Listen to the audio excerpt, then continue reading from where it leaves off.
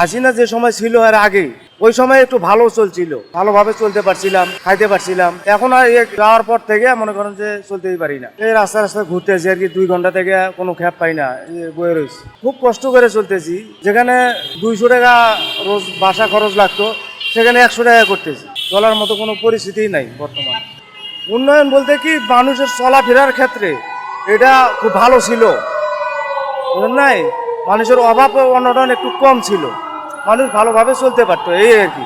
উন্নয়ন কি করছে, এই যে মেট্রো রেল চালু হয়েছে, পদ্মা সেতু হয়েছে, ওনার আমলে এগুলা হয়েছে আর কি। হাসিনা দেশের সর্বসাধারণ মানুষের জন্য কি করেছে? কি করেছে তা আমি জানি না, কিন্তু বর্তমান যে সরকার আসছে ইনি তো এখনো ঠিক মতো স্থায়ী হয়নি। ইনি করবে কি? ইনি আসছে, এখন দেখি কি কি কি করে।